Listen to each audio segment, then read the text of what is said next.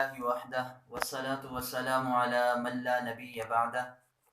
أما بعد فأعوذ بالله من الشيطان الرجيم بسم الله الرحمن الرحيم ليلة القدر خير من ألف شهر وقال النبي صلى الله عليه وسلم من اعتكف عشرا في رمضان كان كحجتين وعمرتين أو كما قال عليه الصلاة والسلام۔ معزز سامعین، اللہ رب العزت نے اپنا لاکھ لاکھ فضل، انعام اور احسان کیا کہ اس ذات نے ہمیں زندگی میں پھر وہ مبارک لمحات نصیب فرمائے جنہیں رمضان المبارک کے مبارک لمحات کہا جاتا ہے۔ اور رحمت عالم صلی اللہ علیہ وسلم کا یہ معمول تھا کہ سرکار دو عالم صلی اللہ علیہ وسلم رمضان سے بہت عرصہ پہلے، یعنی رمضان سے جو 2 مہینے پہلے ہیں، شعبان اور رجب کے مہینے میں آپ اللہ سے دعا کیا کرتے تھے، اللہم بارک لنا فی رجب و شعبان وبلغنا الی رمضان، کہ اللہ رجب اور شعبان کے مہینے کو ہمارے لیے مبارک بنا اور ہمیں رمضان تک پہنچا۔ اس سے پتہ یہ چلتا ہے کہ رمضان المبارک کی یہ قیمتی لمحات اللہ رب العزت کے ہاں کتنی قدر و قیمت والے اور کتنے اہم ہیں، اور کتنا اللہ رب العزت کے نزدیک ان لمحات کا مقام ہے اور مرتبہ ہے، اور کتنی فضیلت والے، کتنی رحمتوں والے، کتنی بخششوں والے، کتنی مغفرتوں والے یہ ایام ہیں کہ محبوب دو عالم صلی اللہ علیہ وسلم رمضان کی آمد سے 2 مہینے پہلے اللہ سے ان ایام کے حصول کی دعا کر رہے ہیں، اور آپ علیہ الصلاۃ والسلام امت کو یہ تعلیم دے رہے ہیں کہ میری امت جو آنے والے لمحات ہیں رمضان المبارک کے، ان کو کوئی معمولی لمحے نہ سمجھیے گا، ان کو معمولی ایام نہ سمجھے۔ اس لیے آپ علیہ الصلاۃ والسلام نے رمضان سے اتنا عرصہ پہلے اللہ سے ان ایام کے حصول کے لیے دعا مانگی۔ تو اللہ رب العزت نے فضل فرمایا، ابھی تو رمضان کا اکثر حصہ گزر چکا ہے، اور پھر وہ رمضان کا حصہ گزر چکا جس کے بارے میں رحمت عالم صلی اللہ علیہ وسلم نے فرمایا اولہ رحمت اوسطہ مغفرۃ وآخرہ عتق من النار، کہ جس کا پہلا عشرہ جو رمضان کے پہلے 10 دن ہیں وہ رحمت کے دن ہیں، اللہ کی رحمت خاصہ اہل ایمان کی طرف متوجہ ہوتی ہے، جو عام دنوں سے کئی گنا بڑھ کر ہوتی ہے وہ رحمت۔ اور پھر دوسرا عشرہ جس کے بارے میں آپ نے فرمایا اوسطہ مغفرۃ، جو مغفرت کا عشرہ ہے، جو لوگ اپنی نیک اعمال کی بدولت رمضان کو پاتے ہیں تو وہ پہلے عشرے سے ہی نوازے جاتے ہیں، لیکن وہ گناہگار جو عام دنوں میں غفلت کا مظاہرہ کرتے ہیں، معصیت کی طرف مبتلا ہوتے ہیں، نافرمانیوں کی طرف مبتلا ہوتے ہیں، لیکن جب اللہ کی رحمت خاصہ متوجہ ہوتی ہے تو پھر وہ اس رحمت والے عشرے کو پا کر جب مغفرت کے عشرے میں داخل ہوتے ہیں تو اللہ رب العزت کی نگاہ کرم ان کی طرف بھی متوجہ ہو جاتی ہے، اور وہ بھی اپنے مالک کا قرب اور نزدیکی حاصل کر لیتے ہیں۔ بہرحال اب وہ 2 عشرے تو گزر چکے، اب رمضان کا جو آخری عشرہ آ رہا ہے، اب بھی میرے دوستو ہمارے پاس اب بھی موقع ہے۔ یہ نہیں ہے کہ 20 دن گزر گئے، 2 عشرے گزر گئے تو اب نہیں، اب بھی اگر سستی کی ہے، لاپرواہی کی ہے، غفلت کا مظاہرہ کیا ہے، اللہ کی طرف اس طرح متوجہ نہیں ہوئے، اللہ کی طرف اس طرح ہم نے اپنا تعلق مضبوط نہیں کیا، تو یہ ایام جیسے کہتے ہیں کہ صبح کا بھولا ہوا شام کو آ جائے تو اسے کوئی بھولا ہوا نہیں کہتا ہے، اب بھی ہمارے پاس موقع ہے۔ اور بالخصوص رمضان کا یہ جو آخری عشرہ ہے جس کے بارے میں اللہ رب العزت کے محبوب صلی اللہ علیہ وسلم جب صحابہ نے بنی اسرائیل کے آپ علیہ الصلوۃ والسلام نے بنی اسرائیل کے 4 انبیاء کا ذکر کیا کہ انہوں نے 80 برس جہاد کیا، عبادت کی، تو صحابہ نے کہا یا رسول اللہ ہماری تو اتنی عمریں نہیں ہیں، تو چنانچہ اللہ رب العزت نے وحی نازل فرمائی اور ہمیں اس آخری عشرے کے اندر ایک رات دی گئی ہے جسے لیلۃ القدر کہا جاتا ہے، اور اس کے بارے میں قرآن میں اللہ نے فرمایا خیر من الف شہر، کہ وہ رات 1000 مہینوں سے بہتر ہے، ایک رات۔ یہ ہے رحمت خدا بہانہ میں جو ہے اللہ رب العزت کی رحمت، تو اپنے بندوں کو بخشنے کے لیے، ان کی مغفرت کرنے کے لیے، انہیں اپنے قرب میں لانے کے لیے، انہیں اپنی نزدیکی دلانے کے لیے بہانے تلاش کرتی ہے۔ ایک رات کی عبادت کو 1000 مہینوں سے بہتر قرار دیا، اور وہ رات ان آخری 10 دنوں کے اندر ہے، اور اسی رات کے حصول کے لیے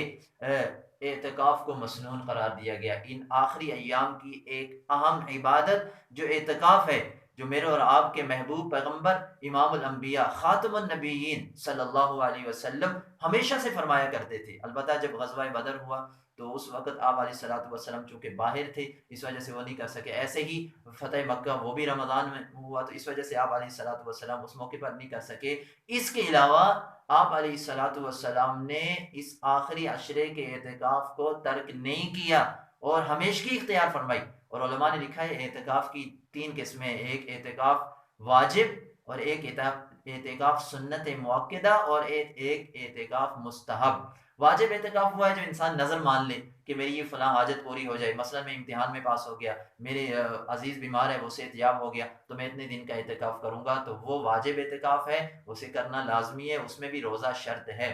اور ایک اعتکاف سنت مؤکدہ، اور یہ رمضان کے آخری عشرے کا اعتکاف ہے، جو 20ویں رمضان کے غروب آفتاب سے پہلے پہلے مسنون اعتکاف کی نیت کر کے ہم مسجد کی حدود میں داخل ہو جائیں اور پھر بغیر کسی شرعی عذر کے ہم مسجد کی حدود سے باہر نہ آئیں۔ یہ مسنون سنت اعتکاف ہے رمضان کے آخری عشرے کا۔ اور مستحب اعتکاف وہ ہم کسی بھی وقت کر سکتے ہیں۔ مسجد میں داخل ہوئے تو نویت الاعتکاف ما دام فی المسجد کے جب تک مسجد میں اعتکاف کی نیت کر لیں اس میں بڑا اجر ہے۔ لیکن یہ جو مسنون اعتکاف ہے، آپ علیہ الصلوۃ والسلام چونکہ میرے اور آپ کے لیے اگر کوئی آئیڈیل اور نمونہ کوئی ذات ہے تو وہ رحمت عالم صلی اللہ علیہ وسلم کی ذات ہے۔ لقد کان لکم فی رسول اللہ اسوۃ حسنہ، آپ علیہ الصلوۃ والسلام نے عملی طور پر یہ اعتکاف کر کے بتایا۔ اور 10 ہجری میں آپ علیہ الصلوۃ والسلام کا جس سال وصال ہوا اس دفعہ آپ علیہ الصلوۃ والسلام نے 20 دن کا اعتکاف فرمایا اور جبریل امین کو 2 مرتبہ قرآن سنایا۔ تو آپ نے یہ عمل کس لیے کیا؟ اور پھر صحابیات کا عمل، صحابہ اکرام کا عمل، اس پہ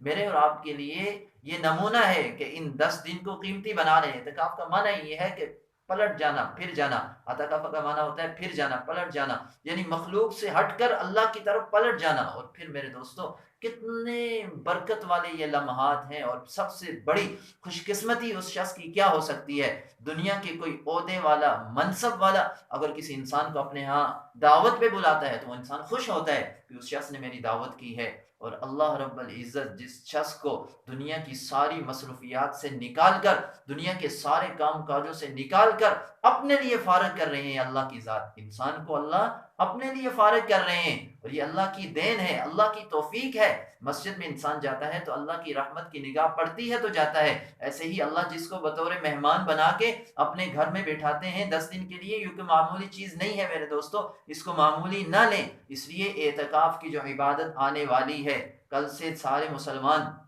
اپنی اپنی مساجد کے اندر جس کو اللہ توفیق دیں گے، اور یہ جو اعتکاف ہے یہ شرعی مسئلہ ہے کہ پورے محلے میں سے اگر کوئی شخص نہیں کرتا ہے تو سب گناہ گار ہوتے ہیں، اور پھر جس شخص کو توفیق مل جائے اس دنوں کی، اس کو اللہ کی بہت بڑی عنایت سمجھے اور ان دنوں کی قدر دانی کرے، اس لیے کہ رحمت عالم صلی اللہ علیہ وسلم نے جو فضائل بیان فرمائے اس سے ہٹ کر بھی اس کی آپ نے فرمایا کہ جس نے رمضان کے آخری عشرے کا اعتکاف کیا حجتین و عمرتین، 2 حج اور 2 عمرے کے برابر اسے اجر ملے گا۔ اور ایک روایت میں آتا ہے کہ جس نے 1 دن کا اعتکاف کیا اس معتکف اور جہنم کے درمیان 4 خندق کا فاصلہ کر دیا جاتا ہے 1 دن کا اعتکاف۔ تشریح میں علماء نے لکھا ہے کہ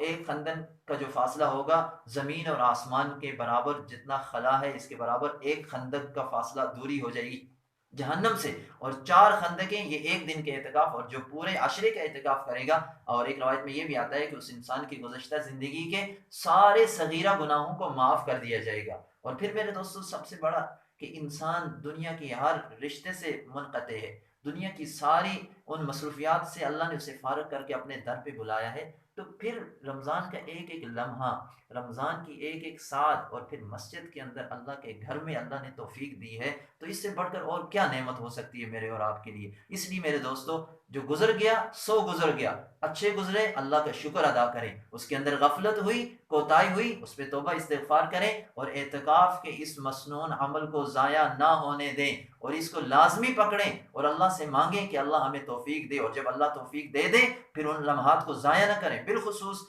جب اللہ نے گھر میں آنے کی توفیق دی ہے، موبائل وغیرہ اس طرح کی فضولیات، لغویات، گپ شپ، ان چیزوں سے حتی الامکان بچیں کہ کہیں ایسا نہ ہو کہ وہ شخص جو تو اعتکاف بیٹھا ہی نہیں ہے وہ ہم سے کہیں آگے نہ چلا جائے۔ اس لیے کہ آپ علیہ الصلوۃ والسلام نے تو فرمایا کہ معتکف جب اعتکاف میں بیٹھتا ہے تو دیگر جو نیک کام، مثلا کسی کے جنازے میں شرکت کرنا، کسی کی بیمار پرسی کرنا، کسی کی عیادت کرنا، یہ بہت بڑے اجر کے کام ہیں، ان سے وہ محروم ہے، لیکن آپ نے فرمایا اس کو برابر ان چیزوں کا اجر مل رہا ہوتا ہے جو دیگر نیک کاموں میں وہ شرکت نہیں کر سکتا۔ اور پھر اس سے بڑھ کر کیا ہوگا، ایک عام آدمی وہ تہجد پڑھے گا، اسے تہجد کے نوافل کا ثواب ملے گا، لیکن معتکف کے متعلق یہ آتا ہے کہ اگر وہ نیند کر رہا ہو، وہ سو رہا ہو، اس کا آرام بھی عبادت کے اندر لکھا جاتا ہے۔ اس لیے آنے والے یہ جو دن ہیں، بالخصوص رمضان کا آخری عشرہ، اس کا اعتکاف جو اہم عبادت ہے، اس کو لازماً پکڑیں، لازماً اختیار کریں، خود بھی کوشش کریں، اپنے دوستوں کو بھی ترغیب دیں، اور پھر جو لوگ اعتکاف کر جائیں